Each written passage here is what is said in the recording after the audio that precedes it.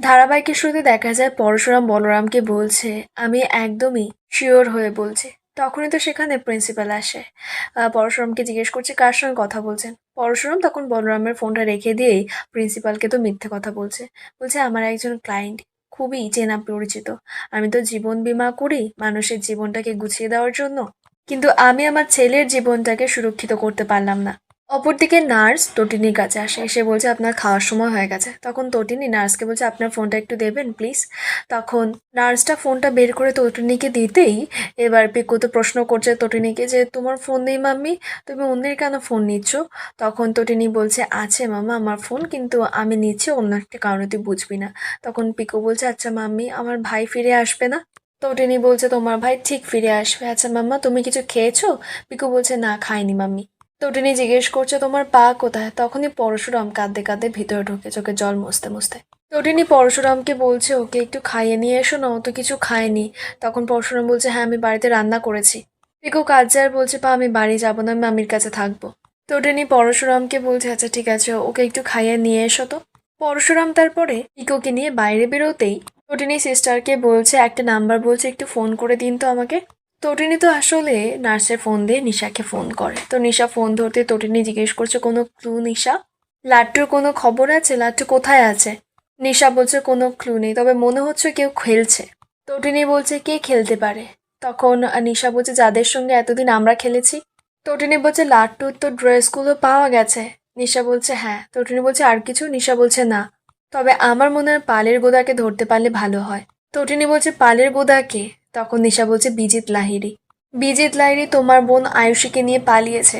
তটিনী বলছে ও নিশ্চয়ই কোনো বড় গেম খেলছে এই ক্রাইসিসটা থেকে বেরোনোর জন্য, আর আয়ুষীকে শিকন্ডি করে এই লড়াইটা জিততে চাইছে। তুমি বিজিতকে খোঁজো। নিশা বলছে এয়ারপোর্টের দিকেও যায়নি, এয়ারপোর্টের দিকে গেলে আমাদের লোক ওকে ধরতো। তটিনী বলছে তবে। নিশা বলছে তবে বাই রোড কোথাও একটা গেছে। তটিনী বলছে শোনো তুমি একটা কাজ করো, তুমি অডিটোরিয়ামে একবার যাও, তারপরে ডিপার্টমেন্টে খোঁজ নাও যে যে শুটারটা শুট করেছে ওর নাম ঠিকানা গোত্র আমার সব চাই। নিশা বলছে কি করবে। তটিনী বলছে যেভাবে মুখ দিয়ে কথা বের করতে হয়। নিশা বলছে আর যদি কথা না বলে। তটিনী বলছে শুট করে দেব। আমার লাট্টু আমার বাচ্চাটাকে পাওয়া যাচ্ছে না, এই বলে তটিনী ফোন রেখে দেয়। অপরদিকে পরশুরাম তো দরজার সামনে দাঁড়িয়েছিল, লুকিয়ে লুকিয়ে তটিনীর কথাগুলো শোনে আর চুপ করে দাঁড়িয়ে আছে। পিকু তখন পরশুরামকে বলছে পা তুমি দাঁড়িয়েছো কেন, চলো। পরশুরাম তখন একটা প্ল্যান করে তটিনীর কথা শুনে, যে ওই বলেছে শ্যুট করে দেবে পেলে। তো এবার পরশুরাম বলরামকে ফোন করে বলছে যে যাদেরকে আমরা অডিটোরিয়াম থেকে পেয়েছি তাদেরকে তুই ছেড়ে দে, আর আড়াল থেকে তুই সৌরভ আর মায়া নজর রাখ। বলরাম জিজ্ঞেস করছে যে তুই এটা কেন করতে চাইছিস। পরশুরাম বলছে বলরাম আমি শুনলাম তটিনী বলছিল যে যারা আমাদের লাট্টুকে মারার চেষ্টা করেছে তাদেরকে তটিনী শ্যুট করে দেবে। বলরাম তটিনীর আসল পরিচয়টা এবার সামনে আসা দরকার। বলরাম তটিনীর পাঠানো লোকগুলোকে এবার ধরতে হবে, জানতে হবে যে ওরা ক্রিমিনাল নাকি অন্য কেউ। এই বলেই পরশুরাম ফোন রেখে দেয়। অপরদিকে বলরাম তো সৌরভ আর মায়াকে পরশুরাম যা যা বলেছে সেটা করতে বলে। তো কোনো মতে তো সৌরভ রাজি হচ্ছে না। তখনই ওদের বস আসে। বস এসে সৌরভকে জানায় যে পরশুরাম যেটা বলেছে সেটাই করো, কারণ তোমরা তটিনী অবধি পৌঁছবে সেই কারণে। বলরামরা সবাই তো এবার ওই গুন্ডাগুলোর কাছে যায়। গিয়েই ওদের ডিপার্টমেন্টের একজনকে বলছে বলরাম যে এদেরকে ছেড়ে দে। তখন গুন্ডাগুলো বলছে কিসের জন্য। মায়া তখন ওদেরকে বলছে তোদের বেল হয়ে গেছে। ওদেরকে তারপর ওখান থেকে বের করে দেওয়া হয়। তারপরেই বলরামদের বস ওদেরকে জানিয়ে দেয় ভালো করে কিন্তু খেয়াল রাখবে। সৌরভ তো ভয় পাচ্ছে, বলছে বড়ই রিস্ক স্যার। বস তখন বলছে যে হ্যাঁ সৌরভ একদম ঠিক কথা বলেছে যে বড় রিস্ক, তাই প্রত্যেকটা মুহূর্তে চোখে চোখে রাখবে। ঠিক মুহূর্তে অ্যাটাক করতে হবে কিন্তু।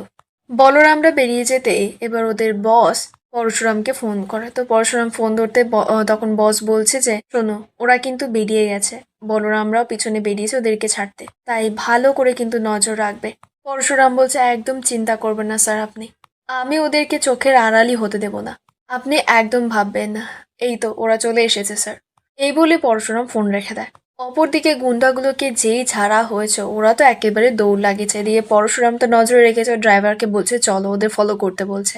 এদিকে তো গুন্ডাগুলো সঙ্গে সঙ্গে অটোতে উঠে পড়ে। এদিকে বলরামরাও তো একটা গাড়িতে আছে আর একটা গাড়িতে পরশুরাম। এদিকে গুন্ডাগুলো কিছুটা দূর এগোতেই তো তটিনীর টিম পুরো এসে ওদেরকে ঘেরাও করে নেয়। এবার ওদেরকে গুন্ডাগুলোকে বের করে ওদের গাড়িতে তুলে নেয়। এদিকে পরশুরামের ফোনে ওর বস ফোন করে। তো পরশুরাম ফোন ধরতে বস জিজ্ঞেস করছে কি খবর। তখন পরশুরাম বলছে এদিকে আরেক শিকারী চলে এসেছে, চেম্বার দেখিয়ে শিকারীদের গাড়িতে তুলেছে। তখন বস বলছে তোমরা রেডি তো? পরশুরাম বলছে ইয়েস স্যার। এই বলে ফোন রেখে দেয়। অপরদিকে তটিনীর টিমরা গাড়ি স্টার্ট দিয়েছে, এদিকে পরশুরাম ড্রাইভারকে বলছে ওদেরকে ফলো করো।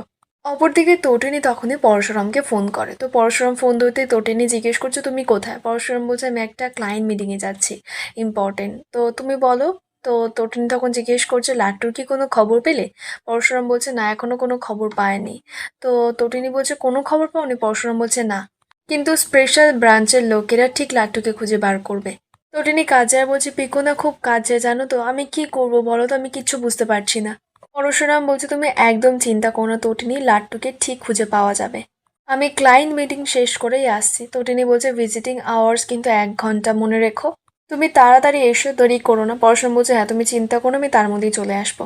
তটিনী ফোন রেখে বলছে লাট্টুর খবর তুমি না পেলেও আমি ঠিক পাবো, আর এতক্ষণে তো খবর পেয়ে যাওয়ার কথা। আর এখানেই আজকের পর্বের আপডেট শেষ হয়। দেখা হবে আগামী পর্বের আপডেটের সঙ্গে।